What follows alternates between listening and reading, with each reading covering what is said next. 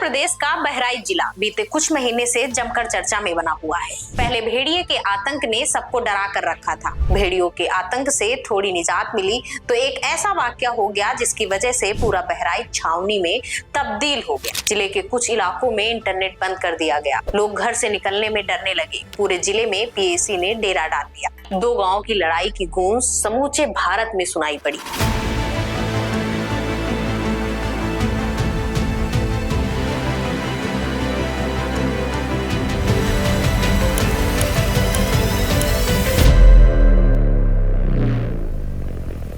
तारीख थी 13 अक्टूबर, दिन रविवार। बहराइच जिले के रेहुआ मंसूर गांव में मूर्ति विसर्जन के लिए निकला काफिला महसी महाराजगंज पहुंचता है और सारा मामला यहीं से शुरू होता है। प्रत्यक्षदर्शियों और मीडिया रिपोर्ट्स के मुताबिक जब मूर्ति काफिले समेत महसी महाराजगंज निवासी अब्दुल हामिद के घर के सामने से गुजरी तो हामिद की छत से कुछ लोगों ने पत्थरबाजी शुरू कर दी, जिसके चलते मूर्ति का हाथ टूट गया और मूर्ति खंडित हो गई। ये सब देख भीड़ उग्र हो गई। काफिले से निकलकर रामगोपाल मिश्रा अब्दुल हामिद की छत पर चला गया और वहां लगे हरे झंडे को निकालकर भगवा झंडा लगा दिया, जिसका वीडियो सोशल मीडिया पर जमकर वायरल भी हुआ। झंडा उखाड़ने के बाद अब्दुल हामिद के घर से रामगोपाल पर ताबड़तोड़ गोलियां चलाई गई, जिसके वजह से रामगोपाल की जान चली गई। गोपाल की जान जाने से नाराज लोगों ने महसी महाराजगंज में जमकर तोड़फोड़ की, गाड़ियां जला दी, घरों में आग लगा दी। मायने पूरा महाराजगंज धधक उठा। खबर मिलते ही प्रशासन अलर्ट हो गया। एडीजी लॉ एंड ऑर्डर खुद हाथ में रिवॉल्वर लिए दंगाइयों को खदेड़ते देखे गए। ये तो थी एक पक्ष की कहानी। दूसरी तरफ के लोग क्या कहते हैं, इस पर बात कर लेते हैं। महसी महाराजगंज वो जगह जहां ये वाकया घटा।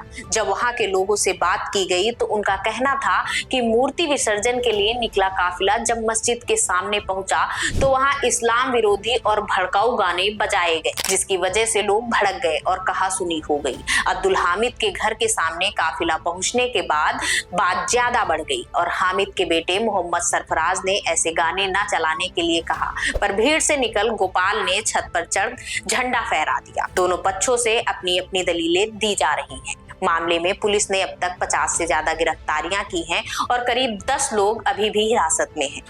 बीते दिनों दो नामजद आरोपियों से पुलिस की मुठभेड़ हुई, जिसमें दोनों आरोपियों के पैरों में गोली लग गई। जिन दो लोगों को मुठभेड़ में गोली लगी उसमें मुख्य आरोपी सरफराज और तालिब शामिल है। गुरुवार देर शाम पुलिस ने महसी तहसील के ग्राम पंचायत जो चांदपारा निवासी मोहम्मद अफजल उर्फ कल्लू को भी गिरफ्तार किया है, जो कि ग्राम प्रधान है। पुलिस के अनुसार हत्याकांड के मामले में पकड़े गए ग्राम प्रधान की मामले में संलिप्तता पाई गई है।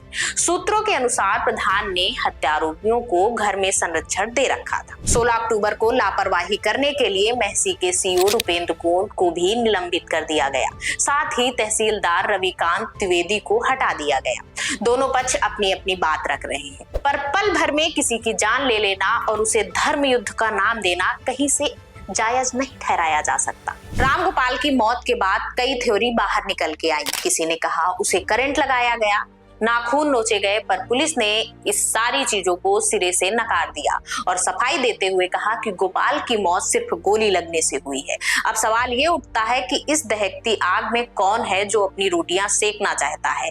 क्या ऐसे संवेदनशील मुद्दों पर भी राजनीति होनी चाहिए? धर्म एक आस्था का मुद्दा है, उसे आस्था तक रहने दिया जाए तो शायद मामला इतना आगे ना बढ़े, पर कहीं ना कहीं राजनीति इस छोटी सी चिंगारी को आग बनाने में एक बड़ा योगदान देती है।